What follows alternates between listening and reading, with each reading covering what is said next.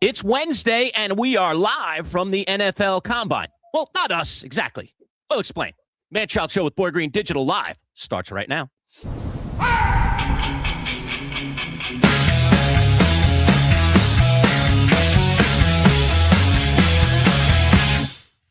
go! It's time for the talk to you. 'Cause when it comes for, it's all we're gonna do. If Boy Green is always on the scene, it was gonna always bring to life. So get ready, get ready, 'cause here they come. All right, welcome aboard, everybody. Happy Wednesday. It's our Wednesday live show and a very special one. We are presented by Northeast Roofing Professionals, NERPCNY.com. You see them right above us, that lovely logo with those snow-covered peaks, because that's what we do here in Central New York. We have a lot of snow-covered peaks. Matter of fact, folks in New York have some snow-covered peaks, dare I say, these days as well. All right, well, look, as I promised, along with Boy Green, we are going live to the Combine today. We have a fantastic guest. You've seen her on NFL Network. These days, she's hosting the Sumer Sports Show with Sam Bruckhouse. Let's welcome in from the Combine, the one, the only Lindsay Rhodes. Hello, Lindsay. How are you? Hi. How are you guys? Good to be talking football with you from the Combine. Very exciting time of year. I know you've covered the Combine in Indianapolis before, so give us the vibe. People who have never been there, what's the vibe like at the Combine? Yeah, the Combine is, and I am not the first person to say this week, so I think that this says a lot. It's like one of my favorite weeks of the year. And so many people that I keep running into that work in the football space are saying the same thing. It's it feels a little bit like high school reunion-ish, but on a smaller scale than like Super Bowl. You know, when you hit these Radio Row things, you see a lot of people from that. I feel like now we sort of feel like we know each other, even though we've never met, right? Because we've talked to each other quite a bit, Paul. And Yes. And so, you know, a lot of people from social media are doing this type of dynamic. And so getting a chance to talk to people about the draft and about the offseason in general.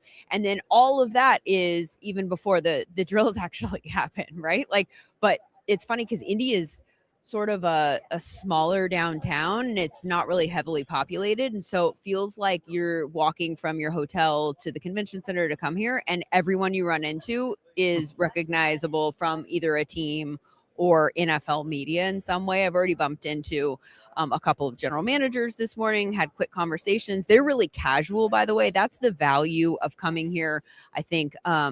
If you want to just learn more about the league, and I feel Senior Bowls like this also, they're a little bit more like relaxed than they are if you hit them up at home and they're getting ready for a game, certainly, or they're in that typical cycle.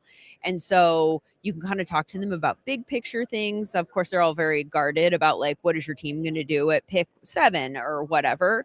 But if you want to talk like big picture things about the league, this is a good time of the year to kind of get a chance to pick their brain. So I love it for so many reasons. Lindsay, I had your co-host, Sam Bruckhouse, earlier today on Boy Green Daily. He had a message he wanted me to tell you, so let me make sure I go right to the notebook. It's written. Yeah, written. Want to make sure I got it right. He said, you'll get what this means. Okay. Seth Rollins sucks. Go CM Punk. No. What's this all about? No. How did that come up? We fight about this all the time. We are on opposite sides of the WWE fandom.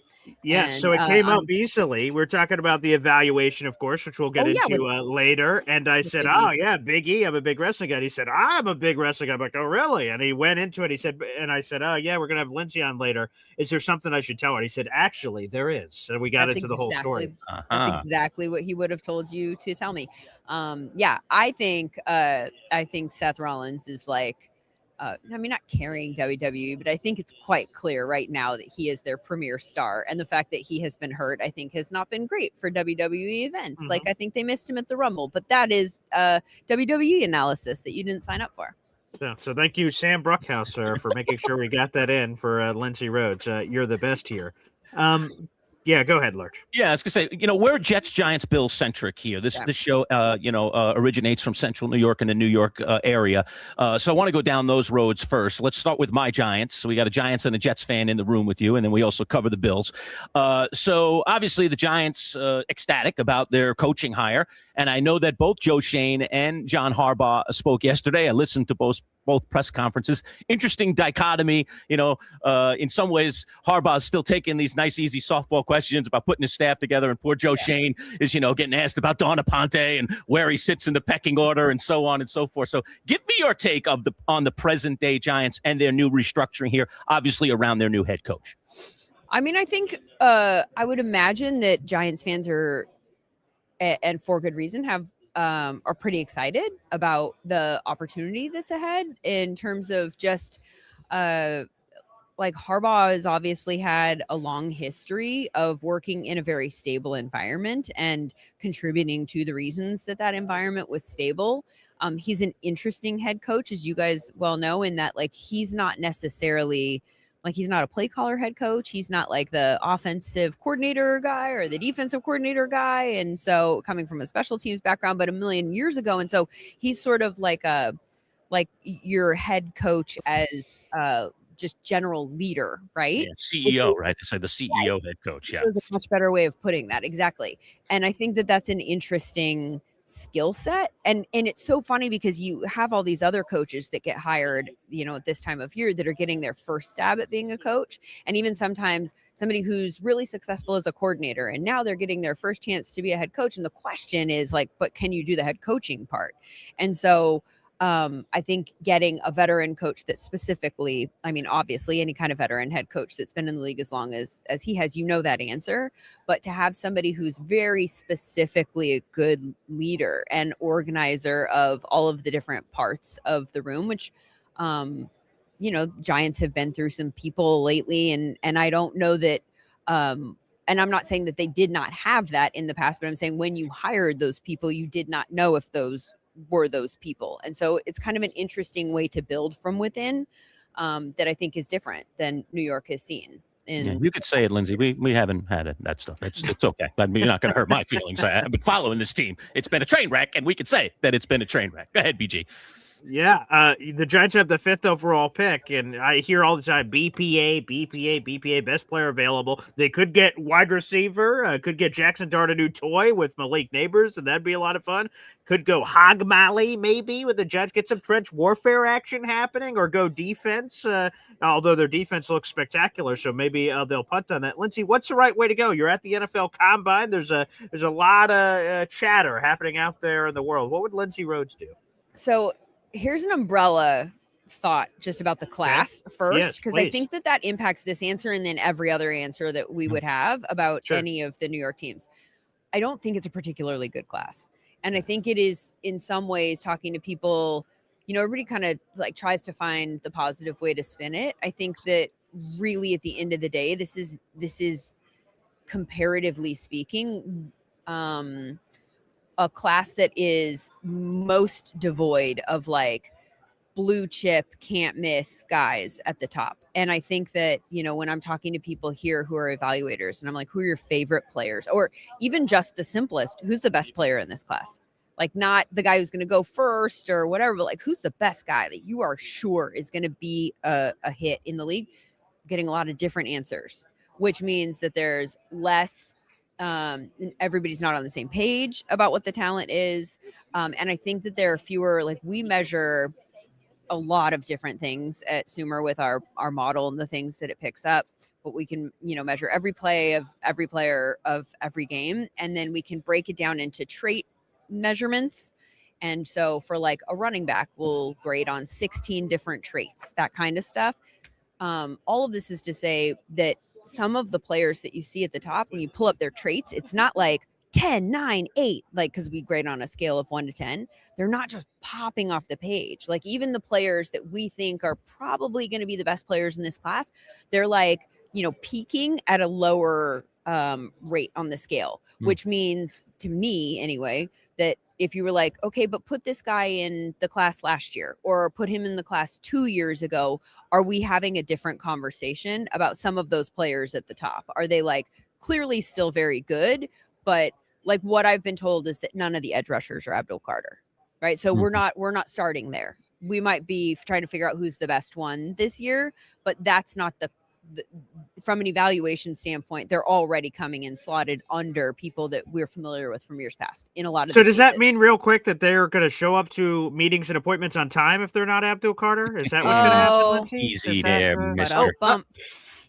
But so that's a long-winded way of setting the table for if you are a team like the Giants that have a quarterback and have a high-end wide receiver, and not that running back is your priority, but you have that guy coming out of the backfield. I think that they've got a young core of your offensive skill players. I kind of think they are in a position to almost do go best available, which sounds weird because you're not like, oh my God, they're overflowing with all of the talent in the world. And that's why they were so good last year. But I think that there are some important positions that are already kind of locked up. And just because of injury, we didn't get a chance to see that play out or develop the way that we wanted to last year.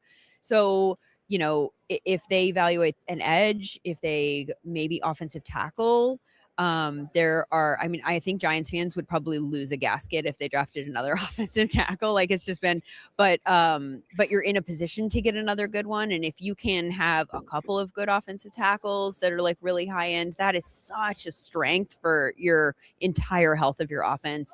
And it seems like there's two at the top of the draft this year. There are a bunch of different directions that they could go in here, but I guess I'm kind of leaning towards like, maybe cornerback, maybe you go with a guy like Downs, or I think that there's a lot of wiggle room that the Giants have, which feels weird to say sitting that high in the draft, but I guess it's a good sign. Yeah, Caleb Downs is intriguing to me just because he's just a banger. He just seems like a player, and I love players. Yeah. So I know he plays safety, and, you don't typically take safeties that high. But again, John Harbaugh has a history of selecting some pretty darn good safeties over the years. So, if he thinks Downs is the real deal, I'm down with that. I mean, it's kind of like in Harbaugh we trust these days, I think, for most Giant fans. We asked someone yesterday because his versatility at that position, I think, is very interesting. Caleb Downs said he could play a little corner, he could play a little safety. Like there's that whole like, how do we use him? And then that starts to paint a picture of like a Nick Emanwari, or is he that type of guy? And I forget who we were talking to yesterday, but they said no. And the question was posed: is he more Nick Emanwari or Malachi Starks? And they said Starks. Okay. So if that paints a picture of what you're getting, because I do think, which isn't to say that that's not a great pick. It's just in terms of level setting what the expectations are about the type of guy that you're getting. I thought that was an interesting either or. And then I thought his choice was interesting. But like, Nick Emanwari and Kyle Hamilton are such specific body types. It's been so fascinating the last few years watching so many positions become a little bit position agnostic. Like you just are there's so much versatility and kind of cross contamination. I mean, now we've got tight ends that are clearly operating primarily as wide receivers and pass catchers, and we see what that does for their pay market moving forward. You've got safety, cornerback, kind of going back and forth a little bit. You've got wide receiver, running back, going back where you slot wide receiver, tight end, all of it. Like it's just it's such a fascinating positionless time in the NFL. But yeah, I think Caleb Downs is an interesting choice.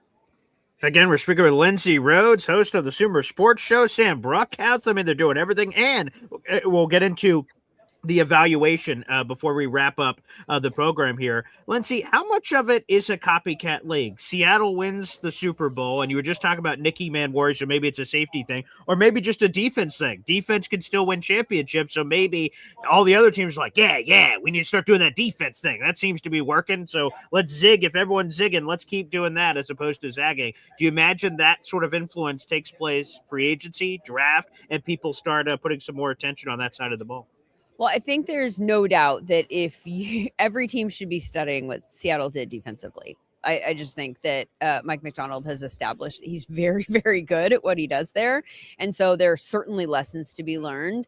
And maybe that extends to roster construction. I think that we would be remiss if we didn't if we undersold what they did do on offense, because I think that they might not have had the sexiest roster And particularly at the beginning of the year, the expectation was that if they were going to win, it would be because of their defense and that their offense was going to be something that needed to be carried. And I think that at the very least, their offense is also worth being studied in terms of maximizing resources and ways that you can adjust your scheme to fit your player personnel. Right? Like they were so smart in terms of their use of 12 personnel and putting those tight ends on the field so frequently to go heavy, to draw the defense into base, and then having Sam Darnold be at the stage of his development where he could diagnose a defense, like that type of mental processing just gets better as quarterbacks get more experienced. And I think that he was at a point in his career where it's like, you do a lot of play action and then you're like, oh, that's the look. And then they would hit them with a very, very efficient pass. So they didn't pass the ball that frequently, but they were so efficient which tells me that they did it at exactly the right time and that everything was just very purposeful.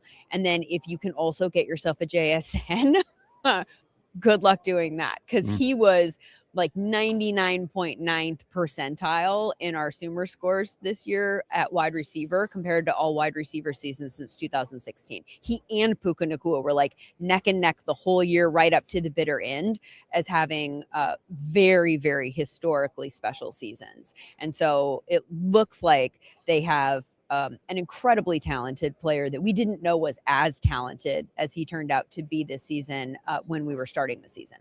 All right, let me go to my partner's squad here. They find themselves, I think, in the unenviable position of number 2 in this year's draft because they need a quarterback, and there only seems to be one surefire one. Are they in an unenviable position? And what about it? I mean, they have 4 picks in the top 50, all right, in a year that you say, this draft class is kind of weak. But is that advantageous in a draft class that's kind of weak that they actually could get some of the primo talent? So talk about the Jets' position here.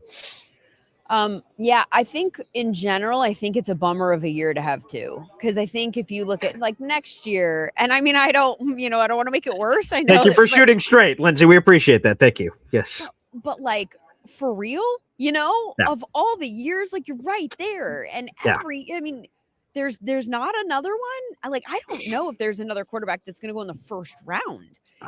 If they do go in the first round, like we talked to Jordan Reed from ESPN yesterday, he does their draft analysis about Ty Simpson, who he said was his quarterback too. And he had mentioned that I think some mocks have the Jets taking him with the second pick of the first round. And I was like, that's still very early to take him if you intend to at all put him on the bench. And so then the question begs, is he ready to start? And he, after saying all the things he liked about him as a prospect, went, nope. So I don't know what position that puts you in. If you're going to, you know what I mean? Like, it's just, it's tough. And then you talk, and this, I feel like this is the story. The grass is always greener, but next year's class looks like it's going to be somewhat stacked. And like, it's going to resemble more closely the quarterback class that we saw 2 years ago when that whole, group of quarterbacks came out. And so, yeah, I am bummed for the Jets that there isn't another guy that feels obvious to take it to, because that's obviously the goal. If you're going to sit there at 2, you want to be able to draft that guy. And most years you'd be able to. And I don't know that you can this year. And I don't know, too, again, what I said earlier about the lack of clear and obvious blue chippers. So now... do you go with like an Arvell Reese, who people here love? But what we're trying to figure out is he a linebacker or is he an edge? Because if you're going to take him at 2, he has to be an edge. Like you can't. And I mean, there's some value to the fact that like, well, if that doesn't work out, you could still get a very, very good inside linebacker. But is that what you want to use your number 2 pick on? And I've been told by a lot of people.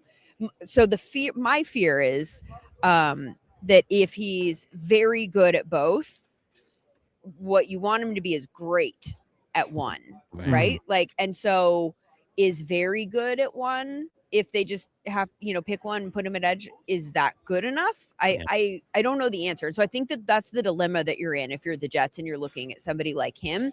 I have been told he's not a tweener. Tweener's the wrong word, because that implies like from a size standpoint, you're maybe caught in between. This is I've been told by several people this week, because he's been a big thing that we've been discussing with everybody. Because I think in our system, we have him as a linebacker. Okay. And I think our scout scouted him as a linebacker, but that is not what I'm seeing from almost anybody else. Everybody else has him as an edge. And people have assured me that he is good enough to do both. Like, he is a special player. And if he did, one versus the other, that they think that he would find a way to be successful there. But again, not Abdul Carter. So you're already, Michael Parsons was the comp, which is, I was Nice. like, I think that sells me, right? Yeah, If that's you, tempting. Yeah, right. I'll take that. And now you're painting a picture of a little bit more of like a linebackery guy who also rushes. And so I think that that's certainly a flattering comp. Then, so if we have any concerns about the back and forth there, or which position he will be, I think that kind of made my mind a little bit more relaxed about the situation. Well, look, was it good news yesterday that the Jets heard that Kirk Cousins is going to be available? Does he make any sense as a bridge guy for the Jets to you? The thing about Kirk is, where is his arm strength at this point in his career? Because that is like what we saw with Aaron Rodgers in the last couple of years. You saw his average depth of target come down that last year in New York. I think it was like 6'8", which was, I think, the lowest in the league and certainly the lowest in his career. And then this year with the Steelers, I believe it dropped to even 6'3". So it came down even further, which is a pattern that we have been able to isolate with regards to quarterback play. Like, when you get older, this is the stat to look for, because this is a sign about your body just starting to break down. And so mentally you've got it all, but your body doesn't necessarily do it. And actually, the fact that you're asking about Kirk Cousins is fascinating to me, because that show Quarterback on Netflix, Oh, yes. when they followed him around, he actually, I think, very well articulated this exact thing, but he was talking about it from an injury standpoint. When he was coming back from injury, he was talking about how hard it is to have your brain think that you can do something, because that's the play and this is the moment to throw it, but then your body physically can't execute it the way that your brain still thinks it can. And that throws the timing off. And so where is he in his arm strength journey now that he is further removed from the that particular injury, and also from an age standpoint? And does his brain understand where he is? Like, so if he were to come to the team, are we building an offense around a declining arm strength quarterback, which is fine, as long as like we saw with Aaron, that he could get him to the playoffs because he could do just enough, but they had to be very specific about what they did as long as he was their quarterback. And I think that would certainly be the case with Kirk Cousins too. Lindsay, let's wrap up here. I'll throw it up on the screen. Subscribe now to youtube.com/@Sumer Sports. That's SUMER Sports. Check out the evaluation. If you go to that YouTube channel on your screen, it's in the playlist tab, the evaluation. You can, guys, catch up on the episodes that have already been released. Lindsay, I love a promo here. We see the great shot of hi here. Oh, yeah. Hello. Denim on Here we denim. are. Yeah, Thanks. there A you go. Canadian Hey. tuxedo. Only few people can pull that off, Lindsay. You're one of the few people on that elite list there. So here you go, the evaluation. Tell us about this beautiful series that, again, you talked about it on Twitter when you guys announced this a couple of weeks ago, of how special this is to you. Our first two episodes, like you said, they're already out. They're fairly evergreen leading up to the draft, so you can go back and catch up and not feel like you've missed anything. We're going to do an episode for every position. So there's a wide receiver episode coming up this week, tight ends next week, et cetera, et cetera. And what I find so cool about it is that we have a fully flushed out scouting department at Sumer Sports that's made up of former general managers and scouts and people who have literally done what we're all here trying to do at the combine this week for an entire career, have so much experience evaluating players, boots on the ground, and in front office, war rooms, trying to have these discussions about how to value things and what to do when you need this and that, when to take a running back, all that kind of stuff. And so they not only provide scouting reports for the top people in this year's class, the way that they would as a scout, But they also then have a conversation at the table where they kind of go, I got to be a part of the round table where we kind of go back and forth about some of the points that they made and which one's more important and how do you do this. And it's all the draft conversations that we're having at this time of year. And also some of the like positional value and opportunity cost, those big picture conversations that we have all the time about roster building, Right. but with people who have sort of been trained over the years to never tell us their secrets. And now they're sitting there and they're just like sort of unloading all of the stories and all of the tricks of the trade. And so I think if anybody who is watching this is into the draft, I think you're going to really like the show. I think it's very well done. We worked with a production company that did a great job. And so I highly recommend you go check it out. And Lindsay, the flexing, Eli Manning, Marshall Yeah. Faulk, you're getting into the context. Lindsay with the big flex here on the show, which much appreciated. Some superstar people on top of you guys' wonderful Sumer Sports staff. So you guys did a terrific job. I can't wait to see as every episode continues to drop here. We do a deep dive, Lindsay. So thanks for taking the time and thanks for promoting the evaluation. Awesome. Thank you so much for having me. I really appreciate it, guys.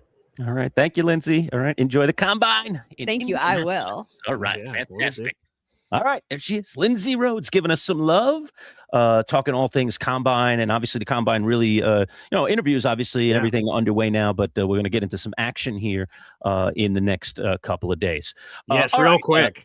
I just go want to give another promotion again. Shout out to Sumer Sports. Thank you for Lindsay Rhodes, formerly of the NFL Network, now the Sumer Sports show host with Sam Bruckhouse, covering all things NFL draft, and everything in between. Again, folks, I promise you're not going to regret it. YouTube.com/@Sumer Sports. Again, SUMER Sports. Look that up on YouTube. Subscribe. Check out the evaluation. An amazing draft series. And again, Eli Manning, Marshall Faulk. So they're talking about quarterbacks, have Eli Manning on. They're talking about running backs, have Marshall Faulk on. They're going to go through all the positions, wide receiver, tight end, this. And they're going to have all kinds of legends joining the show to give a player perspective. Former NFL general managers are on the Sumer Sports staff. So pretty cool. So again, just wanted to do another shout out for Lindsay Rhodes, Big E. They got a whole staff over there, which is terrific.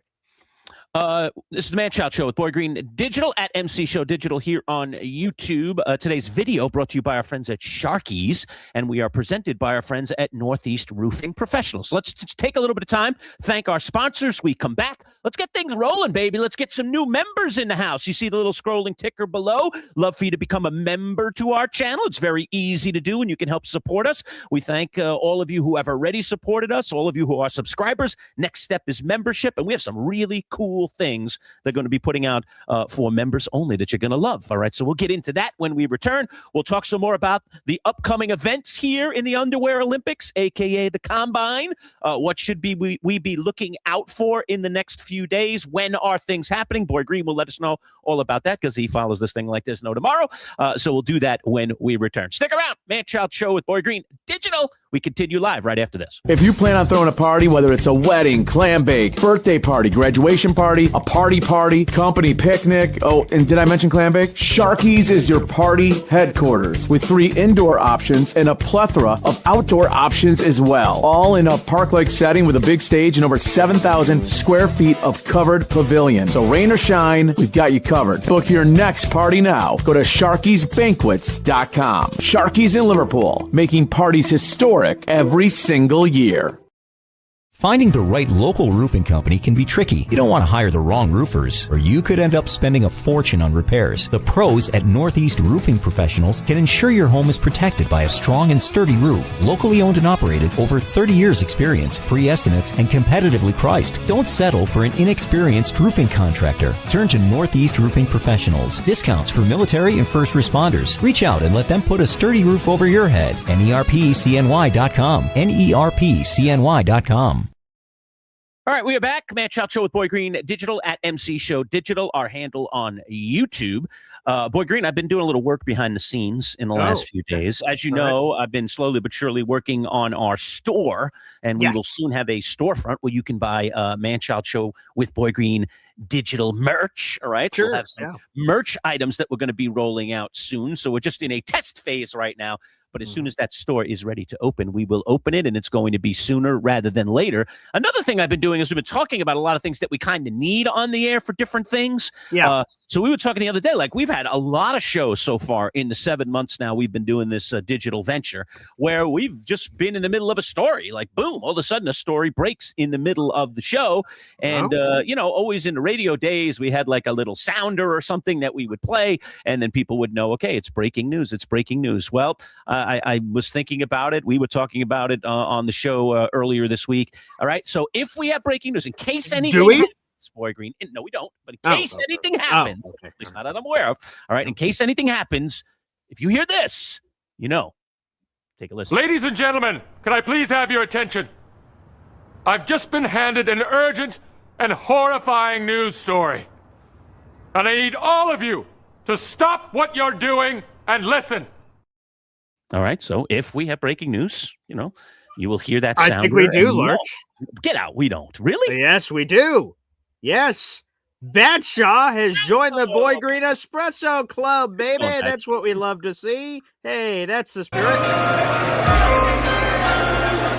Well, it works the same way. So, Badshaw, welcome to the Boy Green Espresso Club, one of our YouTube membership groups. If you're watching on the Boy Green YouTube channel, that is 5 bonus raffle tickets for the contest this month. And our next Espresso Club meeting is this Saturday. But I wanted to highlight this because it is breaking news, but also because this is how it works on the Manchild Show channel as well. You guys may not know this, but we're streaming live in 3 different places. The Manchild Show YouTube channel, the Boy Green YouTube channel, my Twitter account out there to the audience, which we appreciate no matter where you're watching. But make sure you guys jump on over to this YouTube channel. It's on your screen. It looks the same no matter where you are. So you may want to double check where you're watching it. Make sure you subscribe to youtube.com/@MCShowDigital, and you can subscribe, of course, which we appreciate. Like the videos. That helps get the show in front of others. But also, if you're watching on YouTube, there's a big button that says join. Click that. You have options. And the details are the scrolling ticker down below. Our membership level start at just $4.99 a month. So people, when you do join, it just looks exactly like this for Badshaw that he did.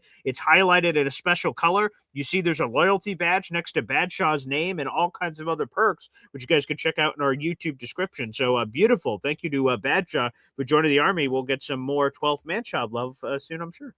And listen, Badshaw, it's nice to get a cup of espresso, and I applaud you for doing so. But do you want a gold jacket?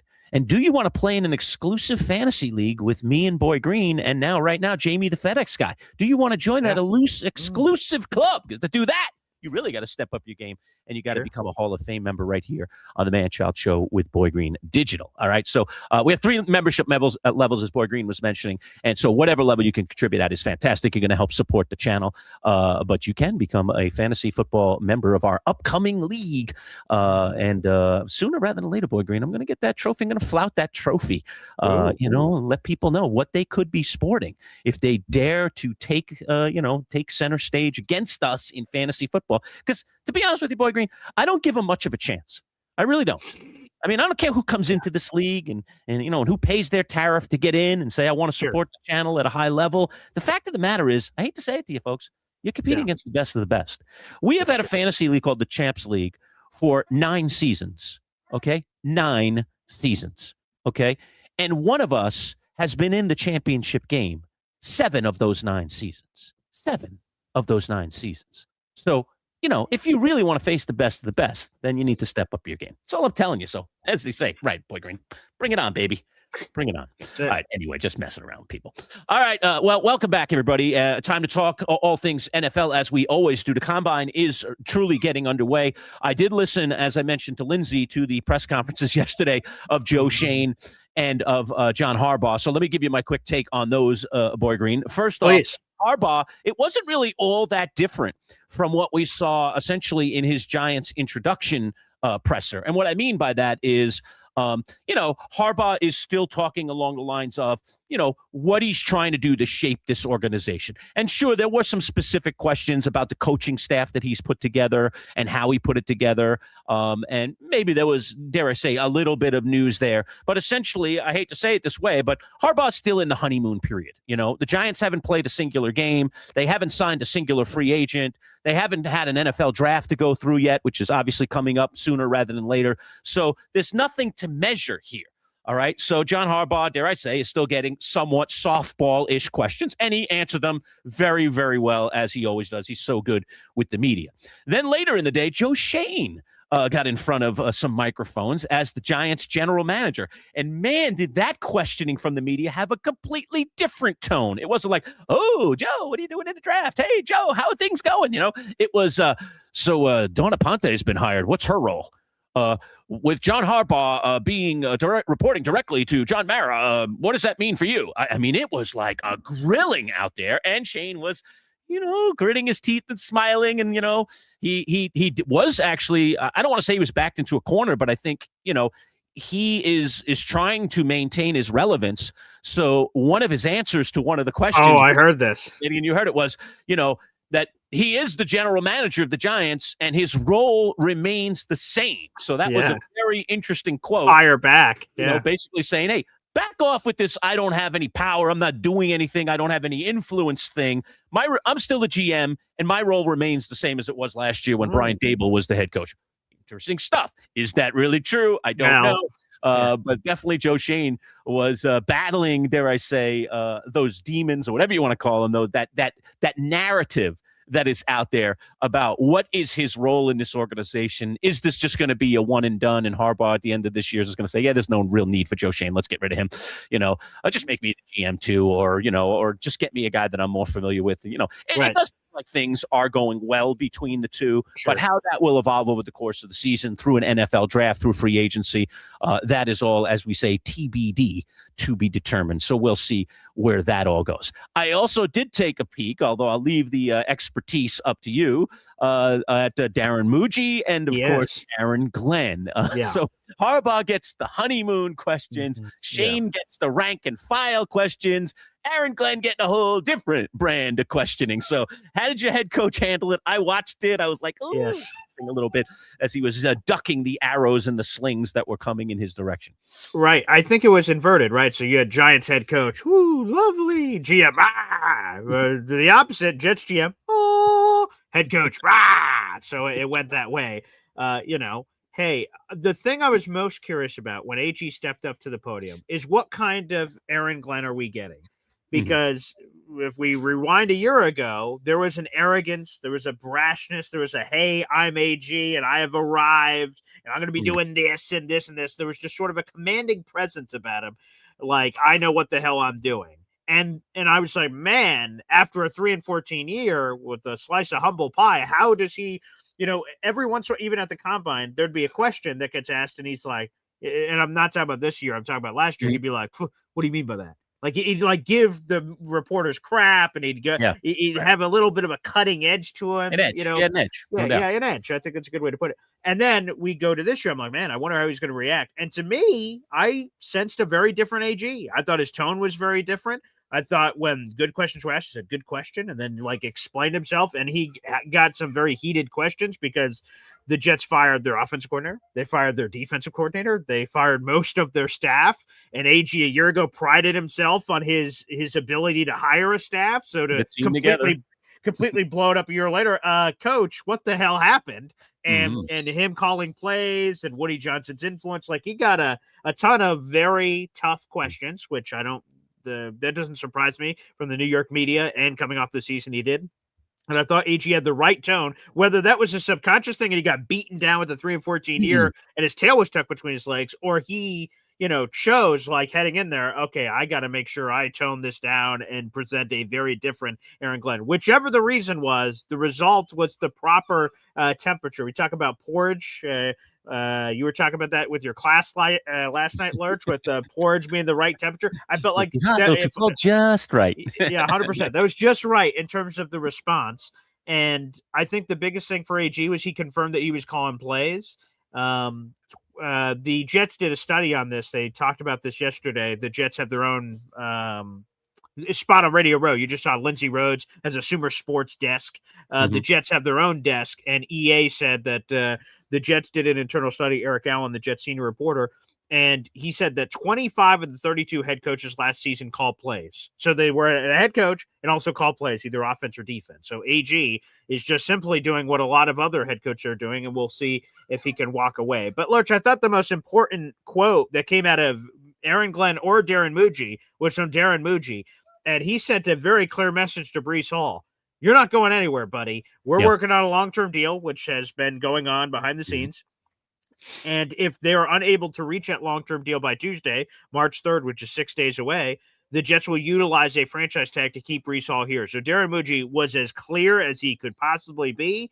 I have reiterated my stance on this show, Boy Green Daily, and any other show. That's the right move by the Jets. You don't let good players walk out the door. You don't let 24-year-olds walk out the door. I don't care what you guys think out there in the audience about the value of the running back position. That's the thing for me that he made very clear was an important thing, and I think that was the most important takeaway from any of the press conferences. Yeah. The one other thing I would say, and I'd love your take on this, is that, and I was glad to hear it. I don't know if he means it, but Aaron Glenn talked several times off of several questions about learning from his mistakes. He mentioned that phrase several times in the press conference, that being a rookie head coach, you are bound to make mistakes. And I have, dare I say, learned from my mistakes. So you buying it? Are you buying the stuff he's shoveling there? Well, I'll say just from the outset, admitting mistakes is something we have not heard from AG. He has been like, I don't make mistakes. I'm AG. Bing, boom, bam. Yes. So to have a self-reflective AG admitting that he made mistakes and pointed at several specific examples last season, for instance, he said hiring Steve Wilkes and me not calling plays was a mistake. I thought as a first-year head coach that I should delegate, and I didn't want too much on my plate. And so, I hire Steve Wilkes to do this task. We get to the end of the season and he fires Steve Wilkes before the year's over. He's like, you know what? I not only can manage this game, I believe I can call plays and want to call plays. So he called that a mistake of things that have happened. So has he actually learned? Lurch, we're in February. There's no rubber to road yet. Whether or not he actually has learned from mistakes, that answer will be told to us when September rolls around and the season's here. So I don't view AG as a liar. He seems like a very straight shooter, and all the time that I've heard from him and back in his playing days and media opportunities. So he seems like he's an honest, guy. So we will see if he actually has learned from his mistakes. But again, I thought this was the right choice that AG's calling the plays. It got there in a very weird way. It seems like he didn't come to that realization till the end of the hiring process, which seems bizarre. But the fact that it's on him, if it works with him calling plays, he should get a ton of credit at the end of this year if they turn around the defense. If it doesn't work, he's getting fired. And if I'm Aaron Glenn, every morning that I wake up for the rest of my life and I was fired after the 2026 season, I'd say, well, I did everything I could. I didn't hire another defensive guy. He's terrible, and I get fired because of that. I'm calling the defense. This is the whole reason I got hired in the first place. And if it works, great. If it doesn't, great. So I think there's conviction with that decision, and that I like. Yeah, well, look out what you wish for, all right? Because, now, and listen, when you're on the hot seat, and it clearly feels like he is, even though he's only going into the second year of his deal, which is just insane. But it was just that poor a performance, unfortunately, that has put him in this position. I think you got to go down swinging. And you're not going to go down swinging by letting somebody else do the things that you think are the most pivotal things on your team. So you say, like, all right, and then this is going to be my responsibility. I'm going to make sure we get this right. The reason I say, look out what you wish for is because, the Jets are not in a good position defensively. I mean, they traded arguably their two best defensive players in the middle of the season for draft picks. You don't know what the draft picks are going to be. We just heard Lindsay Rhodes say this is a really weak draft class. So, what are they going to get out of this draft? And are there some power players that are going to come out of this and become instant starters? We'll see. But, when you have slimmer pickings, your chances are less. So they're going to have to score here. And then obviously they're going to have to score in free agency too. So there's just a lot of work to be done. And he's going to be dealing with, I think, a fair amount of new faces on this defense. So it's going to probably be a very different defense than it was last year. And he's going to have his work cut out for him, calling those plays and trying to pull this group together. It's not an easy thing to do. Not an easy thing. Two-word response to that. Thank God. I hope it's a different defense. This defense was terrible last year. So give me as many new faces as possible, quite frankly. And the Jets became the first team in NFL history to go through an entire season without a single interception. That's almost impressive, that level of utility. So, with Aaron Glenn calling the plays, I imagine we're going to see a bunch of his former Lions, sort of migrate over here during the offseason. I could totally see that. And there was a nugget from which goes back to this with AG. Darren Muji did the public presser where he's talking to everybody, and they did a one-on-one sit-down with Eric Allen at his table. And I thought a nugget was dropped on the table by Muji, and he talked about that we need some veteran players added to this team, and we were basically going to make that an emphasis. Last year, the Jets had the 6th youngest roster in the National Football League. 25.8 years of age was the median age of their roster last year. And Aaron Glenn talked about a year ago today, like, man, you can't be afraid of youth. Young players make mistakes. We're going to take them young. Now it's interesting. They're doing a complete pivot change. They're going to be adding some veterans in here. You brought up Kirk Cousins to Lindsay Rhodes. We could talk about that, but it sounds like there's going to be veterans here in the room. I think that's a good choice. I think veterans, leadership, experience, that will be incredibly beneficial to the Jets, and that may very well start at the quarterback position.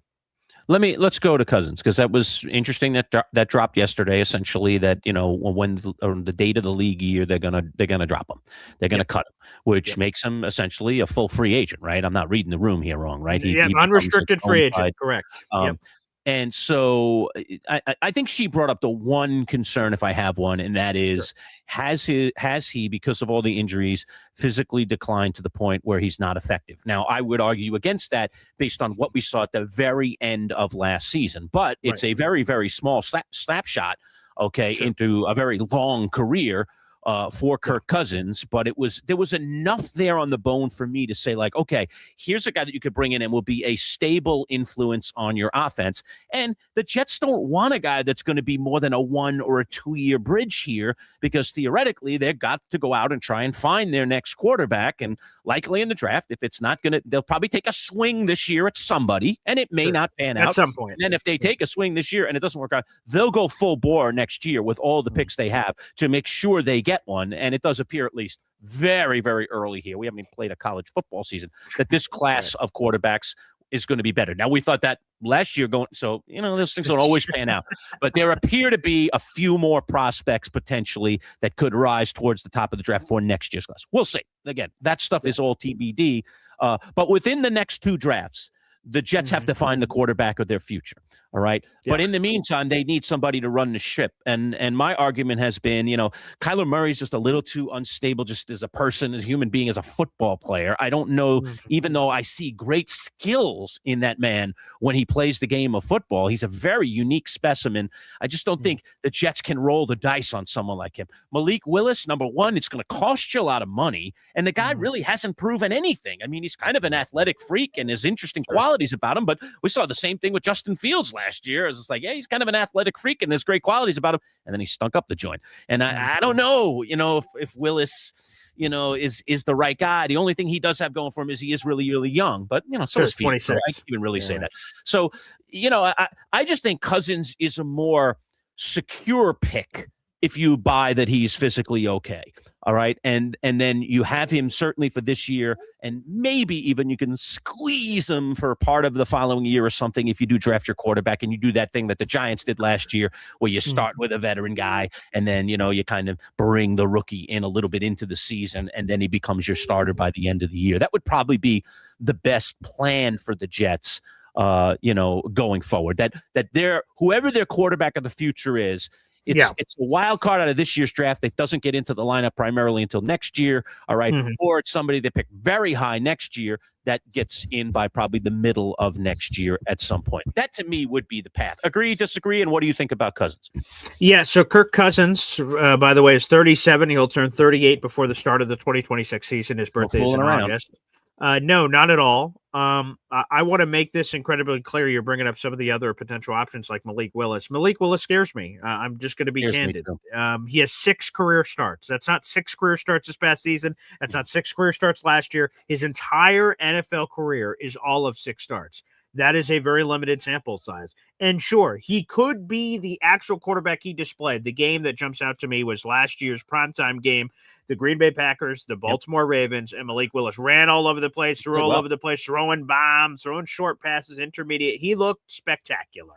But I'm not getting Matt LaFleur with Malik Willis. I'm just getting Malik Willis. And do I think that he is the guy that he most recently was with LaFleur, or was he the guy in Tennessee that struggled to get on the field? To me, that makes me nervous. What I want to do, and I feel like every Jets fan should embrace this, is we've swung for the fences forever. Aaron Rodgers, number 2 overall pick, this. Let's come back to earth here, and let's just find competency. Okay, the Jets have been bottom 5 in every offensive category since 2016, and I want them to turn it around in all the major categories of passing offense. Mhm. I want just an adult in the room. I want a professional. I think that's what they got with Frank Reich being the offensive coordinator. I think they have risen the floor of whatever this offense is going to be based off him alone. He's forgotten more football than most people ever know. And I want the quarterback of the Jets to be a veteran. He has a track record. He has a resume that he's done it for a long time. And again, I'm not looking for ceiling. If ceiling happens, woohoo, we got lucky. Right. I'm just looking Floor. for competency. Good and floor. to me, I think there's a really good floor with Kirk Cousins. The Jets have a really Right. good offensive line that can protect him and keep him upright. It sounds like they're going to have Brees Hall for at least 2026, so you're going to have a running game. Kirk Cousins has proven he can feed a number 1 wide receiver. Look at the Justin Jefferson stats he had with the Vikings. So Garrett Wilson, exciting news for you. So to me, I think Kirk Cousins is either at the top of the list or very near the top of the list for me. And now that you know he's going to get cut, you're guaranteed to get a chance at Kirk Cousins. You will get to talk to him. You could still lose. He could choose another team over you, but you'll at least have a chance to convince him and talk to him and have a conversation with him. So Lindsay Rhodes brought up some good points about the advanced analytics and about his arm and whether it's still there. To me, he's another year removed from the Achilles. So I think that's only going to serve him better. Now it's a balance, right? You get further away from the injury, but you also get older, and Father Time is undefeated. So, it's sort of a fine line to toe here. But if you're the Jets, you're desperate. You don't have the ability to be picky. These guys are going to have warts. That's why half of these quarterbacks are even available, because something's wrong with them. But you have to take the best of what something's wrong. And to me, Kirk Cousins, I think, fits that bill. Yeah, makes sense. So I think of the guys out there, I mean, this is just not a great year for availability of various Definitely. guys. Yeah. He makes a lot of sense to me. I know some people are not thrilled about the thought, but I just, again, all the things that you said about let's get a guy with the floor, let's get a guy with competency, let's get a guy that can win in a big spot, can perform in the fourth quarter and deliver the ball to the playmakers. I think he does all of those things. So I would absolutely give him a very, very serious look in terms of being the guy that's the bridge quarterback for the Jets. I just think it makes sense. Yeah. Let's get a shout out here. A member for 2 months here on the MC Show digital channel. So here we go. Shout out. We got a super chat shout out here. Let's go. Hell yeah. Thank you. Right. By the way, if you are a member to the channel, you get one of these available every month. So as you continue to member for 2 months, 3 months, 4 months, 5 months, you continue to get one of these free super chat shout outs to use for your loyalty. So Macho Talk Sports, thank you. He says NFL insider Jordan Schultz says Malik Willis could get upwards of $30 million a year. If I'm the Jets, I'm staying away. How do you guys feel about that price tag? And Dan Orlovsky says he thinks he could get 40 to 50 million per year. And I'm like, what? What are we talking about here? We just talked a moment ago about just how he kind of just scares us as a player because of his limited amount of starts and what he's been able to do. Right. And now you couple in that the price tag is going to be this. Yeah. Now it's not even, it's petrifying. It went from scary to petrifying. Like I'm hiding under the bed, because I'm scared the boogeyman is going to get me, kind of petrifying. That's what makes it to me untenable for a team like the Jets. Why would you spend that kind of money on this kind of risk when ultimately I still think your future lies in the draft? So whether that's this year's draft or next year's draft, I think your future lies in the draft. I mean, unless the Jets, and I don't know what evidence is out there that would make the Jets think that this guy is the quarterback of the future. And now it's problem solved. Because if you're going to sign Malik Willis to that kind of deal, then you believe that he's your guy for the next 5 years. Right. And I don't know. I just, you ready to say that about Malik Willis?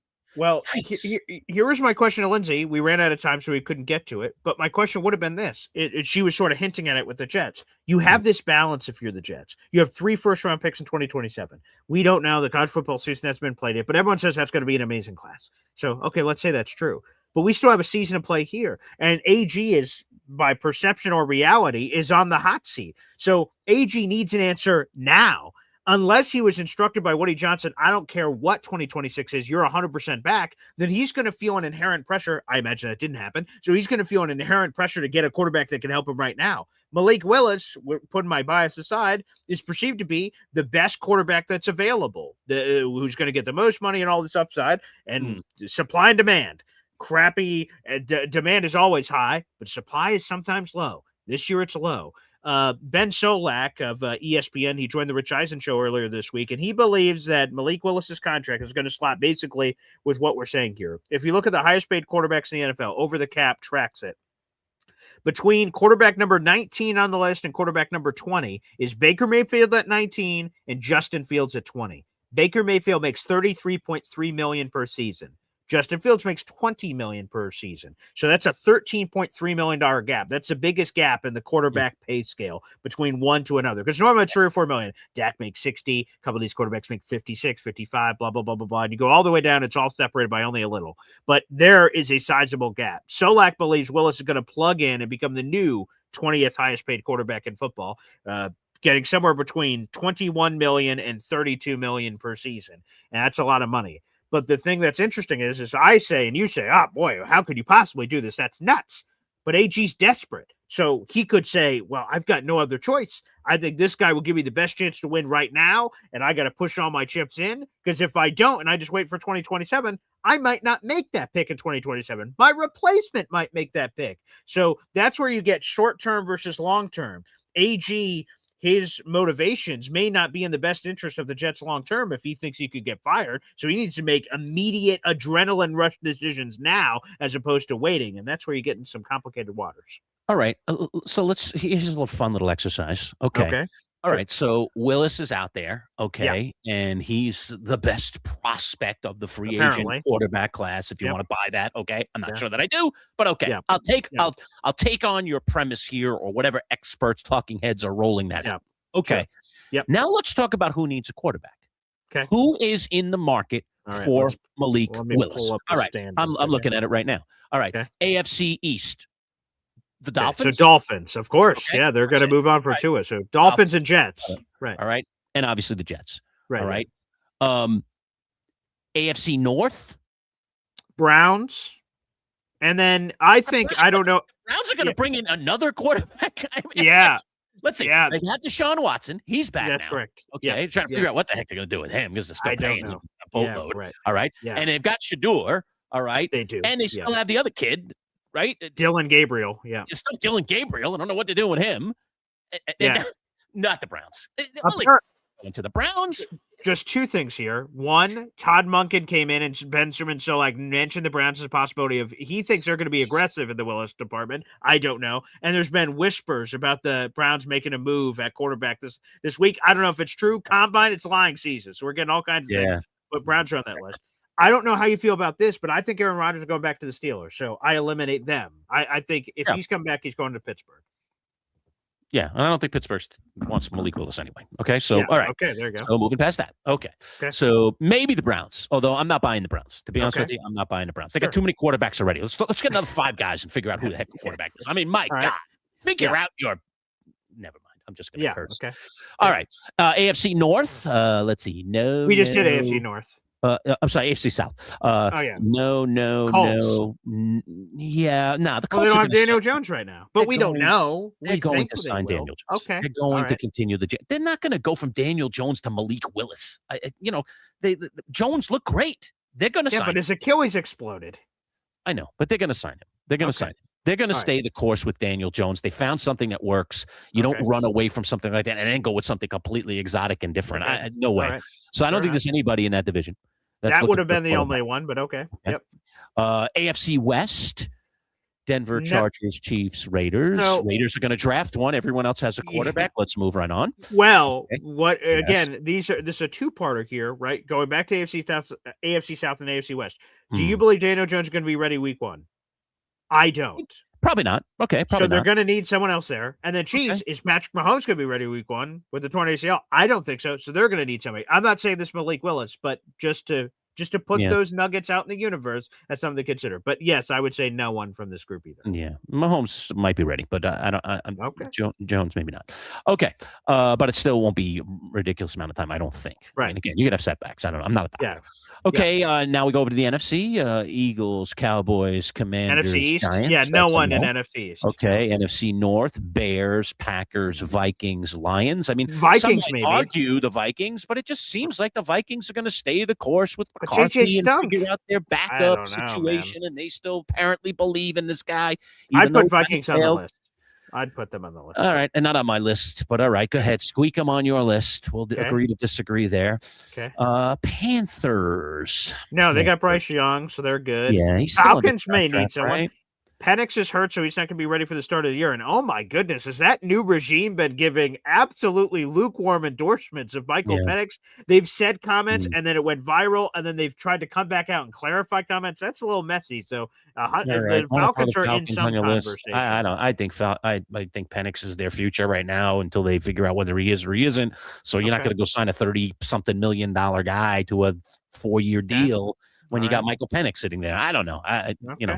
I don't know. Maybe Stefanski hates him. I don't know. Maybe it's Right. already Who knows? determined. I don't know how you do that without a training camp and everything, but whatever. Okay. And then the West: Seahawks, Rams, 49ers, and then the Cardinals are definitely a team, I guess, at this point. Definitely. Right? Yeah. All right, so the with Cardinals Michael are Ford, definite yeah. on the list. So really, what do we got on the list now? We've got Okay. Dolphins, Jets. So Dolphins, that's 2. Jets. Again, I would put Cardinals. on Browns, but you don't put on Browns. So I'm just going in order of how we just did Yep. all these I divisions. got it. So again, Jets and Dolphins. I'd put Browns on this list. We go to the AFC South. I'd put Colts on this list, but we don't have to because we both I'm think not that putting Daniel them on Jones my being list. resigned. So I'll take them off. I don't think anyone in the AFC West. I don't think anyone in the NFC East. I'd put Vikings firmly on the list 100%. So I feel very confident about them. I'm putting them at 4. There's something weird with the Falcons situation, but they probably do something else not named Malik Willis. So I say they don't go that deep in that Cardinals. So 5 teams I have on the list. All right, you have 5. I have 3. Okay, I won't agree with you. I'm sticking to my 3. Cardinals, Jets, Miami. That's it. That's the only ones that I really. So, and there's other people out there like Kirk Cousins, some other lesser options, I suppose. You still have the draft in front of you. Where you Yeah, but can the draft pick a guy. stinks. So I think you're painting that there are more options than there are. You're like, yeah, other guys. Yeah, other guys. Look at the list. It's not good. So all you need, quite frankly, is 2 teams to have a bidding war, let alone potentially 5. Or in your case, let's go to your 3. Let's say it's only 3. 3 guys for 1 guy. The money gets crazy real quick. Like, Well, look, I mean, it appears on paper that the draft stinks in regards to quarterbacks outside of the one guy. unfortunately. Yeah. But I would reference you back to every draft where we thought there was only one guy, and then there ended up being 3 guys that turned into being very productive NFL quarterbacks. So I think that we're not going to see a ton of high picks in terms of quarterbacks this year, but that doesn't mean they're not going to work. Okay, a lot of people passed on Jackson Dart last year. Sure. If he turns into a bona fide franchise quarterback, that's a lot of dumb people in that room. Yeah, he's okay. I mean, he's like a sloppy second, whatever, okay. Well, doesn't look like it. Don't look like he is. As a matter of fact, he can end up being better than the other guy who was picked number 1. That's possible at this point. It's quite possible. I know you don't think so. I think it's possible that he's going to be better than Cam Ward. I really do. Cam I think Ward it's quite possible. I think it's going to be a battle. Who ends up having the better career of these 2 guys? Hey, one of them has Brian Dable. One of them has Matt Nagy. There you go. I don't know. We'll see what happens. There you go. Well, But we have good question, Macho. we have Thank you Callahan, for and we have bringing a lot of guys. We have a lot of guys around him, so it's not just Matt Nagy or Nagy. It is he's got a team of people, including at the head of the snake, John Harbaugh, who again in Harbaugh we Coach of trust. special teams. Yeah, great. All of Yeah, us in that- Harbaugh, great. we trust. Great question, Macho. Look at all that discussion that question asked. That question brought out. It's a lightning rod kind of thing. But I can tell you from where I stand, I'm not paying $30 million for Malik Willis. No, thank you. Right? What was what was the line from with the character Willis? Oh gosh, killing me. All right. What you talking about, Willis? What you talking about, Willis? There you go. Okay. Yeah. What you talking about, Willis? What was that? Not Good Times. What was it? Yeah. Oh my God, I'll get it. What's the name of the show? I can't believe it. It's like way back in the rear recesses of my mind. But I don't know. Someone's going to sign this guy, but they're crazy. Different strokes. Different strokes. Yeah.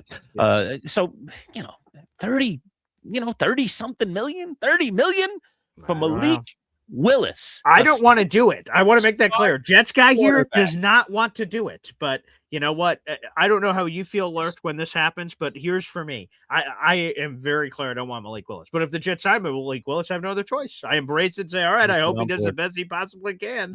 So that's how I embrace it. I have no idea how you do. Do you just hate watch the player? I'm not sure. I think this is tough to say, but I think I'm going to say it. Oh, boy. I think he's a better swing than Justin Fields was. And the only reason I say that is because Fields had failed on several occasions. He had some successes, but he had failed on several occasions with several different coaches, including one that is Mike Tomlin. He gets the most out of his guys.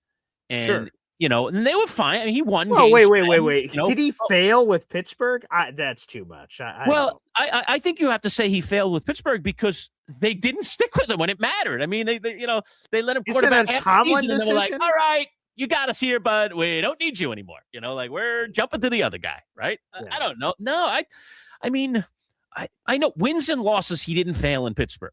But when your coach literally pulls you in the middle of the season for another guy, you failed. Okay, your coach has said, I don't trust you. I trust this guy more. Okay, and he trusts Russell Wilson more than he trusted Justin Fields. All right. Okay. No, I think you have to say that's a failure. I think you do.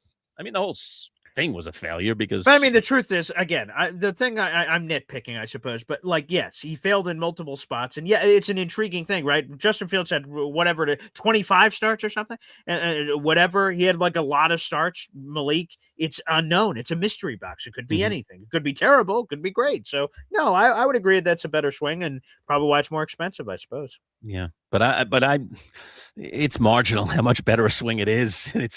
And for that money to commit to even more. And Fields is getting paid $20 million this coming year. $20 million per year. Paying this guy $10 million more than Fields.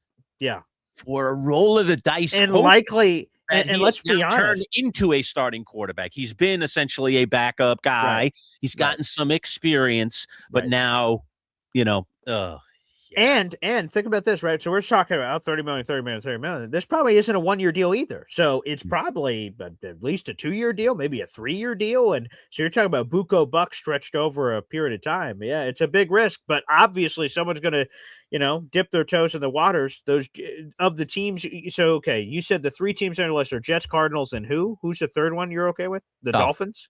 Yeah. Okay. So Dolphins have $3 million in cap space. So they're out. Boop. Everyone makes a connection. Packers, right. Jeff Hafley, Packer, John Edge Sullivan, Packer, but they have $3 million in cap space. I don't know how that's working if he's making this kind of money. Can't they rework? Can they rework things? I don't know. I guess I don't know. Rework enough for $30 million and everything they're still paying to a ridiculous money. Yeah.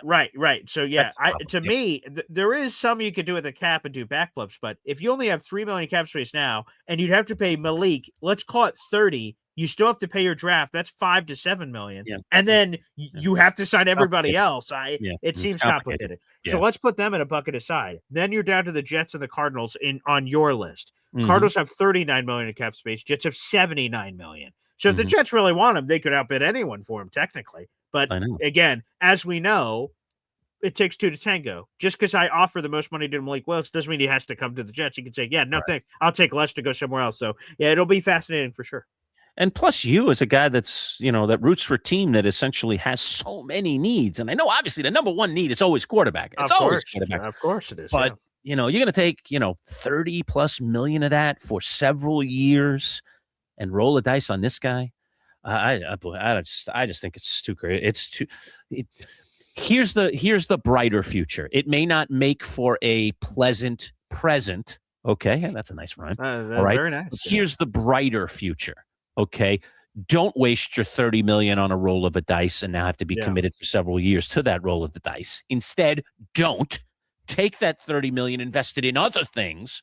Yeah. Draft your quarterback either this year or next year, more likely next year based on what we're seeing. Okay.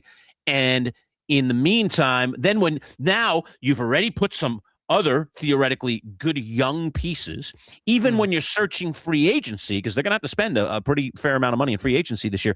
You're looking for younger free agents. You're not looking for these guys that are way at the end. You're looking for these guys that are like in the beginning to middle of their career. You're looking for guys coming into their prime, essentially, that are available. All right. You get a couple of those guys to continue to build your young core, and then you get your quarterback theoretically next year, and you get him on a rookie deal for 5 years, and now you can build a team around the guy. If you take Malik Willis now, you're limiting what you can build around whoever eventually is your guy. It just, to me, for the Jets, it's not a strategy that makes any sense. It just doesn't make any sense to me.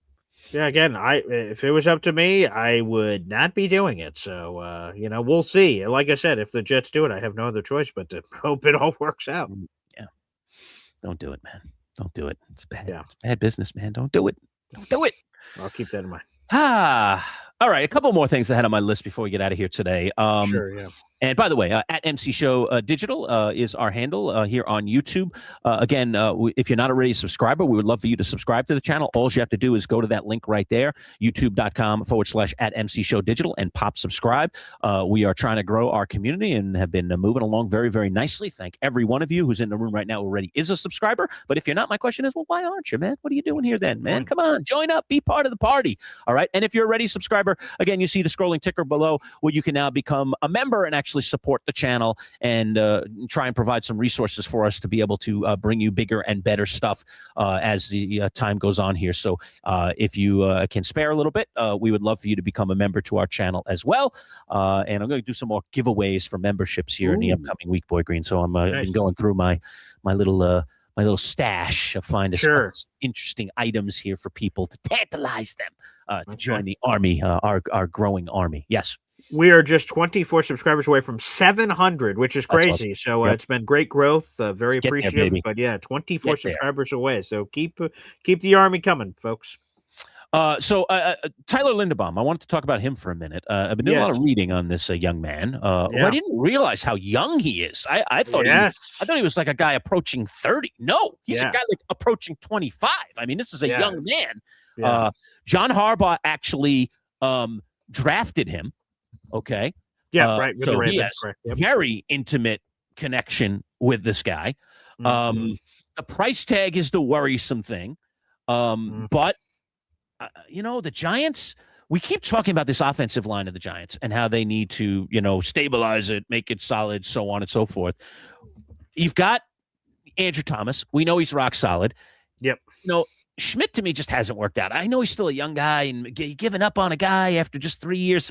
So what? He can't run block all that well. He's a little too undersized. He's not the guy. And then you go to the guy that's been to 3 Pro Bowls, okay, who's as young, only a year older than Schmidt is Linderbaum, all right? And he's been to 3 Pro Bowls.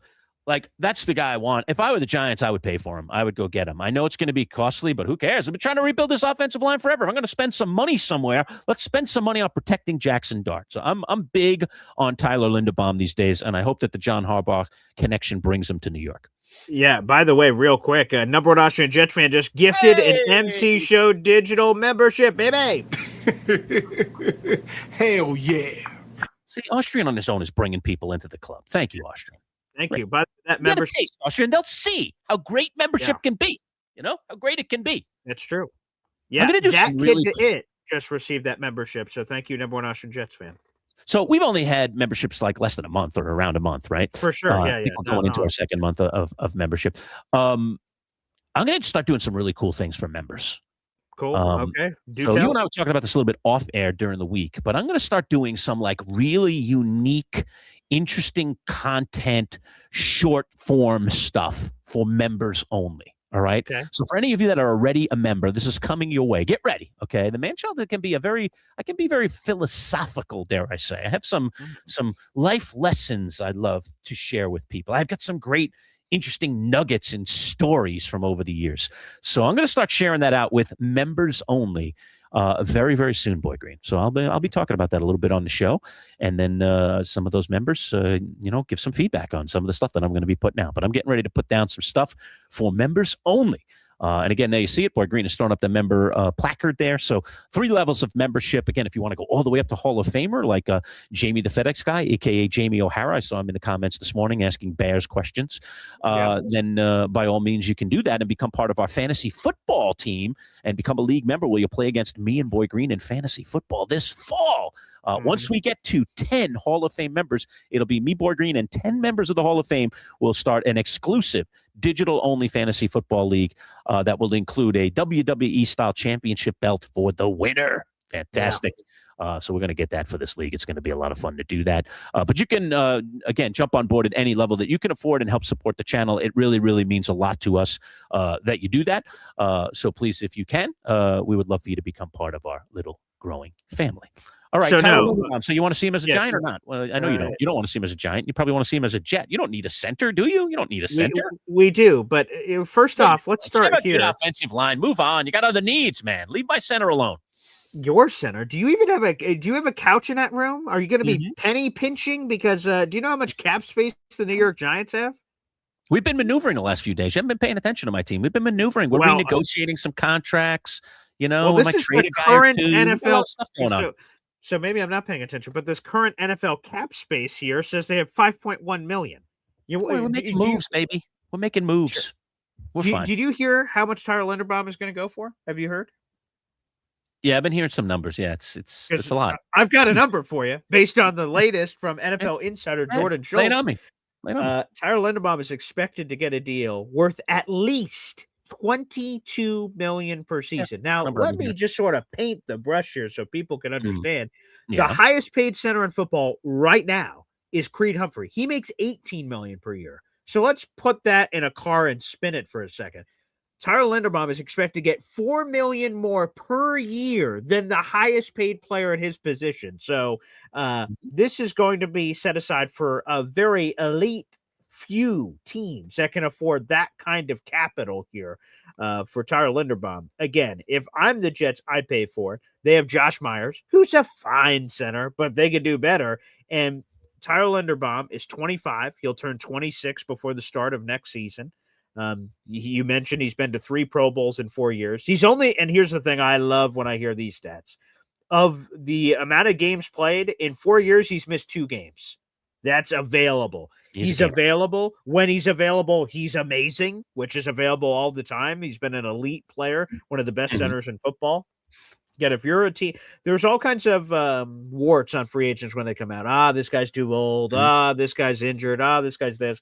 Tyler Linderbaum has so few warts that, again, if you're going to spend buco bucks in free agency, which is normally not the best way to build a free agent, but look at the Patriots, worked out for them. Sometimes it can hit. Tyler Linderbaum is a free agent to go all in on, pay whatever the price is. When the center is the captain of your offensive line, he calls out pass protections. There's a symbiotic relationship between the center and the quarterback. I don't think your Giants can afford it. You guys are begging for loose change on the street. So I don't know. Everyone says it. And let's go back to John Schmelk. He joined us a couple, weeks ago now. It wasn't months. And when John Harbaugh was hired, we asked him about this Linderbaum stuff because Ravens pipeline makes a lot of sense. Harbaugh would be bringing people from his past. And Schmelk said, hey, John Michael Schmitz, a lot of people in the building liked him. And it didn't seem like they were ready to get rid of him, which you would have to do or make him a backup, I guess. I don't know how all that works out. So, yes, I think he's going to be highly coveted. Yes, my Jets should be interested. Every team should be interested that can afford it. I just don't know how it's going to fit with you and the Giants, financially speaking. Yeah, they're making some maneuvers. We can get somebody to dig in on the Giant cap numbers, but I don't think, I think that 5.1 is very deceptive in terms of what they're going to have to spend. So they have several guys that it sounds like they're sitting at the table with to try to maneuver in terms of, again, renegotiating contract, doing the upfront, and then you defer and, the game they play. So remember, the Giants are not paying their quarterback. Any team that's not paying their quarterback will have money to spend if they want to create money. Okay, you just need a little cooperation, dare I say, from your people, to say, hey, look, we'll give you some now, So you don't have to wait till later, and then this lowers our cap hit and so on and so forth. And then what about your other free agents, right? And by the way, the Jermaine Giants have Illuminor, right, Cordell but the Flott. Giants have a whole bunch of guys like Illuminor's an example. I hope that they keep him. But if those guys go, all of a sudden, money. Yeah, but money. there's holes. You I have to understand. replace I Illuminor understand. at right So what? tackle. And Listen, if my choice were keep Illuminor, okay, or get Linderbaum, but I don't okay, think that's I'm a on. choice, but okay. Yeah. I know they play two different positions on the line, but it's still two offensive linemen. My No, right. choice is Linderbaum. Okay. No, I just meant I money want wise. the center of my dreams, anchoring that line with the left tackle, who's been Sure. really, really solid. Okay. And we'll figure out the rest. Okay. Versus let's keep Illuminor, who's a pretty good player. All right. But somebody that's you're going to probably have to overpay a little bit, For because sure. the market Yeah. is going to demand it. Right. Yeah. So, like, I understand theoretically you're overpaying Linderbaum, except Linderbaum is an absolute proven guy, and he's 25. Yeah. Okay. So I'm rolling the dice on spending my money on Linderbaum versus spending more than I should on Illuminor just so I can hold my line together in that area. I just got to figure out another way around that puzzle. But because if I have Linderbaum in the fold, I now have 2 of 5 pieces locked. It's a nice place to be for a team that couldn't figure out 40%. Okay. Well, they still have other guys, but you got 2 locked. Okay. Yes. Yeah. I like that. I like that theory better. But I know it's a lot of money. It is a lot of money. But I like the idea of a guy that does nothing but play, Sure. go to Pro Bowls every year, and by the way, Linderbaum has all of the pieces that you want. He can run block, he can pass, Yes, but he's just sure. a very complete player. 100%. Those kind of guys, in terms of offensive linemen, almost never get to free agency. I don't know what Baltimore's doing, to be honest with you, to let this guy get to free agency. Well, I think, and here's the, we're getting deep in the weeds here. The Ravens are kind of screwed by the rules. So let's sort of walk through this here. Yeah, go ahead. Tell me what the problem is. I don't know what the problem is. Yeah, so after a player plays their 3rd season and their first-round pick, which Linderbaum was, a team has a choice on a 5th-year option. Now, the 5th-year option Hear is, this all the time. it can get expensive depending on your position. Now, the Ravens were unfortunate that they don't distinguish between positions on the offensive line. We all know there's 5 positions on the offensive line: left tackle, left guard, center, right guard, right tackle. Left tackles get paid the big bucks. We know that normally, right? And the 5th-year option is one big fat number. They don't have a center 5th-year option, a left guard 5th-year option. It's all one. Yeah. The 5th-year option that the Ravens had to choose, not this season that just happened, right before this season. Do you want to accept the 5th-year option? The 5th-year option was $23 million. That's $5 million more than the highest paid center in football. The Ravens are like, we don't want to accept that 5th-year option. That's nuts. That would be crazy. So they declined it, which made Linderbaum a free agent this offseason. Now the Ravens say, well, okay, why don't they just franchise tag him? The franchise tag is $27 million. Again, it doesn't distinguish between positions. It's one flat rate. So the Ravens are like, or go to the outside. If they weren't willing to pay $23 million for him, you think they're going to be willing to pay $27 million for him, which would be ridiculous. It's $9 million more than the highest paid center. So the Ravens were kind of screwed by the rules. They had no way to prevent him from reaching the open market in a reasonable way, which is good news for the other 31 teams. So like, sweet, a uniquely really good player that should never reach free agency is reaching it because of the rules. Great. So this is why Giants, Jets, or any team in the universe, I've been explaining this for months, and I hope people start listening. Players like this normally don't reach the market because of these rules. This player is reaching the market, which means if you've been saving up your assets for somebody for a long time, exactly 100%. So yeah, that's why the Ravens are letting him go. You go all in, and that's why I said the Giants got to figure it out, man, because it's a position of need for them, and they got to figure it out. And I know it's an overpay, but you can overpay Illuminor anyway. Overpay Linderbaum instead, and figure out the Illuminor situation. And get a guy in that position, draft a guy. I don't know, do whatever you got to do. Well, if I pick in the draft, you got other assets. You got Thibodeau, who you could trade. There's all kinds of pieces that the Giants could maneuver with. If Joe Shane is indeed the genius that he thinks he is as Mr. GM of our team, well, then get out there, GM, and go do some work and figure it out, man. Because I want to take the 3-time All-Pro, plug him into the center of my line, pay him, and move on with my life. We're still not paying our quarterback for another couple of years. Let's take advantage of that time and put some guys around them that are going to keep them safe, are going to open up the running lanes for the running backs, and make life easier on the offensive side of the ball. To me, it's a no-brainer. Yeah, and again, Lindsay Rhodes brought it up earlier. Shout out to Lindsay. Here's a potential path, right? So you have Andrew Thomas. He's really good at left tackle. Let's say you find a way to bring in Tyler Linderbaum at center, and thus part of the sacrifice is, unfortunately, you probably have to let Jermaine Illuminor go, and he gets paid a lot of money by someone else. You have the 5th overall pick. There are 2 tackles that people think are very worthy. It's Spencer Fano out of Utah, and then you have Mauingoa out of Miami. You draft one of those 2, and boom, now you have 60% of potential star power in the offensive line, and you figure out guard, right? Greg Van Roten's still there, and you can figure out what else you're going to do. That's a pretty good, way for Harbaugh to sort of lay the tone down. I'm protecting my quarterback and opening everything else from the offensive line.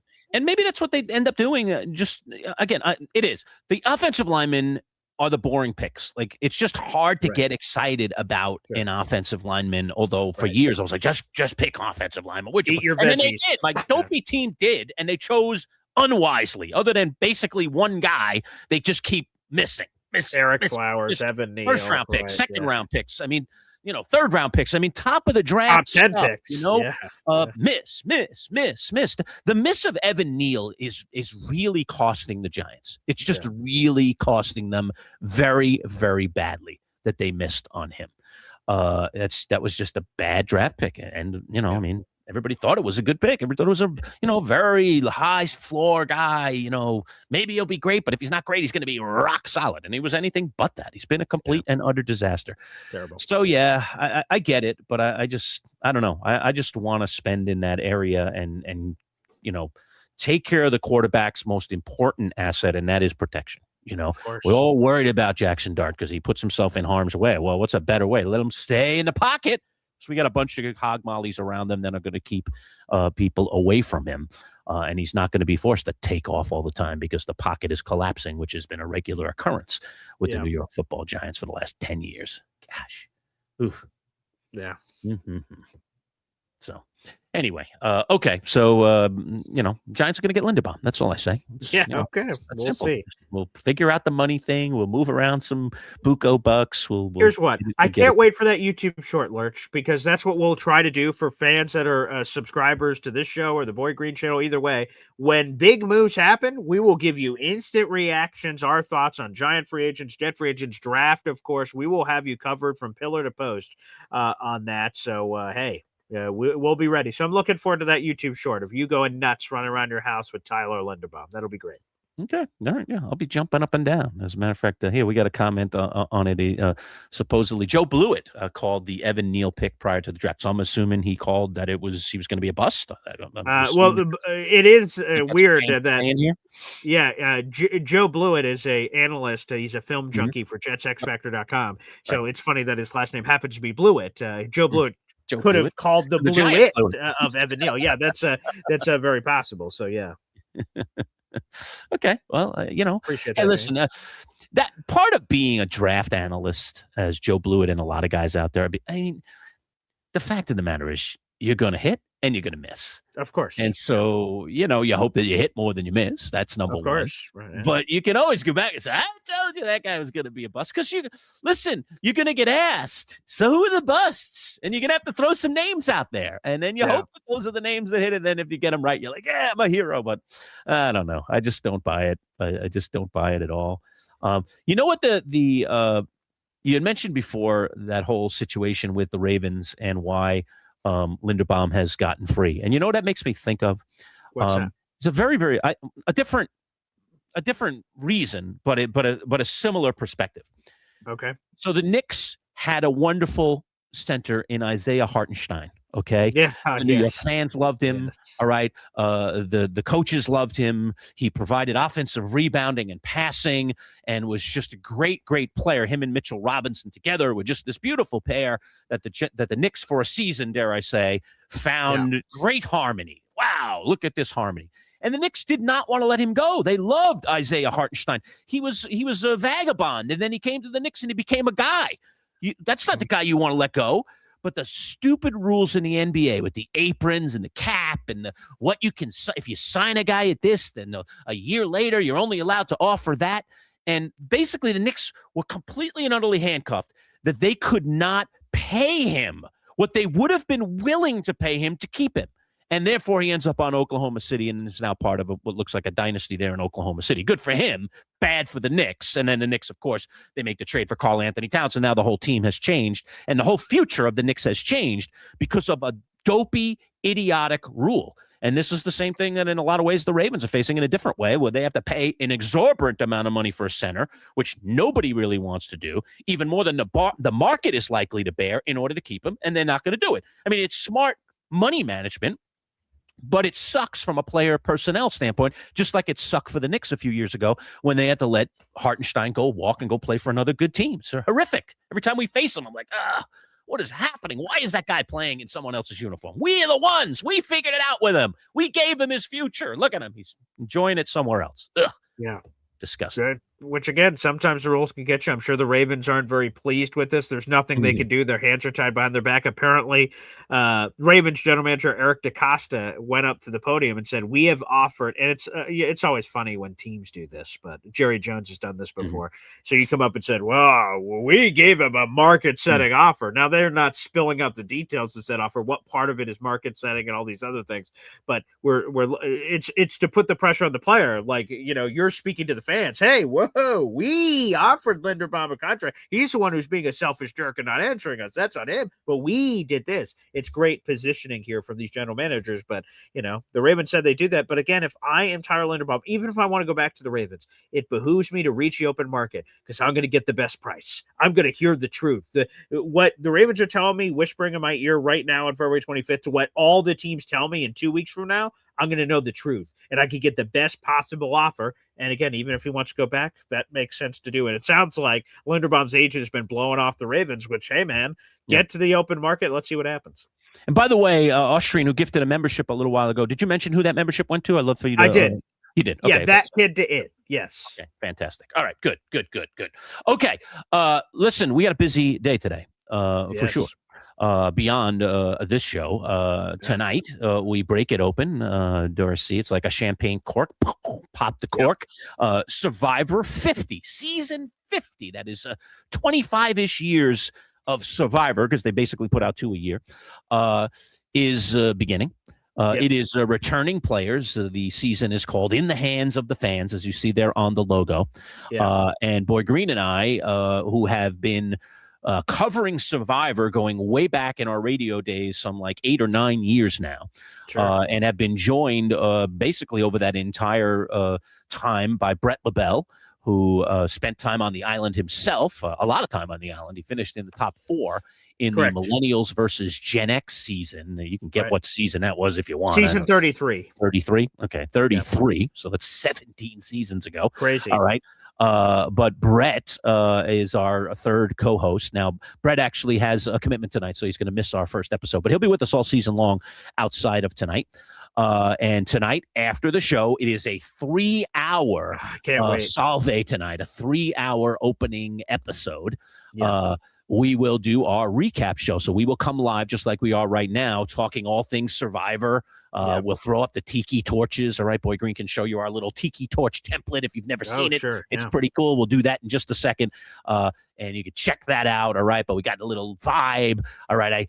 It's nighttime always. So I lower the lights in the room and I get some different vibe, different colors going on. Right. I break out the Survivor buff.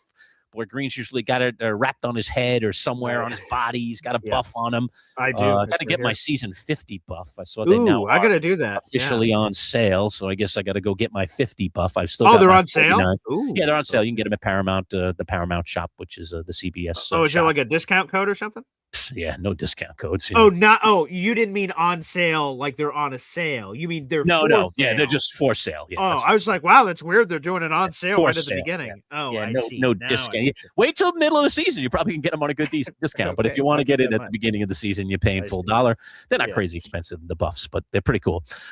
So Survivor 50 starts tonight, and we'll be donning these tiki torches as you see, and that scroll of wonderful, wonderful logos there, representing all of the seasons going all the way out to including 50 that was on there. We got a smart new show open for Survivor that was put together by one of our fabulous interns, Luke Baker.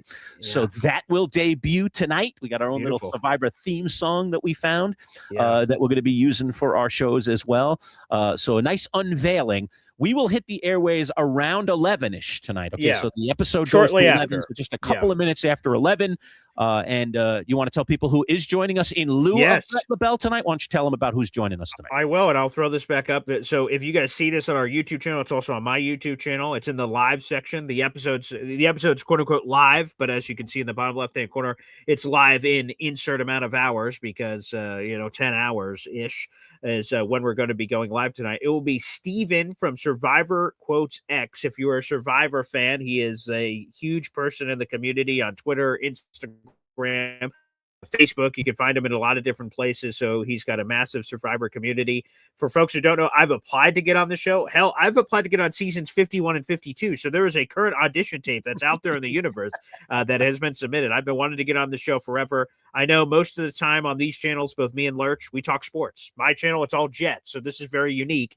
And for people that see this, but hopefully you guys enjoy it. It's cool because, we're human beings. We're more than just sports and Jets and this or that. And again, hop on. Now is the time. It's a CBS reality show. You can find it on Paramount Plus. It streams live on Paramount Plus or CBS if you're local. Either way, you guys can watch Survivor. Season 50 is tonight. And the special thing about this, we'll have to wait, of course, because Brett LaBelle is not going to be on with us tonight. So we'll have to save our fantasy draft for next time. So we'll have an episode or two. We'll see when we record at fantasy draft for whether we do it live or not. But it's awesome because these are all legends of the game. They are people that have been on Survivor before. This is an all returning player season. We have not seen that since season 40, season 39 rather. Winners All at War, and or that was 40, and then 41 was the new era, I believe. But either way, the fact of the matter is, it's awesome. I can't wait. We've been anticipating this for a long time. We've known that 50 is going to be the special season, so I can't wait for the fantasy draft because it'll be interesting how we play. We all know everybody. But who wants who and when and where, and oh boy, it's going to be dramatic. Well, what we'll try to do for the fantasy draft, I will not do it recorded after what happened last year, folks. And we're not getting into the story, all right? But basically, Boy Green, he skunked me, all right? Because we made a mistake in the recording, and then he stole my guy after he knew who I was going to pick. So it was a very, very game of dirty pool. Luckily, he did not win the season, which made me feel a little bit better. But I did not like his diabolical nature. Neither did Brett LaBelle, frankly, who stood in my defense.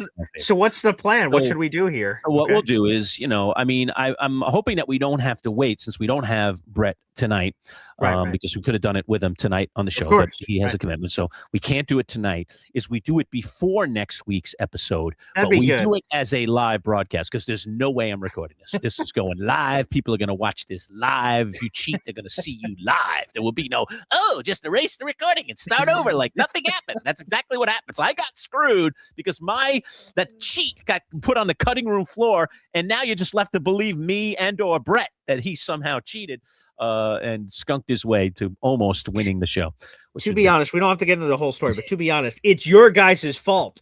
When we're going through the fantasy draft, the fact that when there is someone with the same name, you should be very specific to pick which one. And when you guys did it live, I'm like, boy, I hope the way they described it, they're different people. We find out after it's on. I'm like, oh, geez, what a disaster.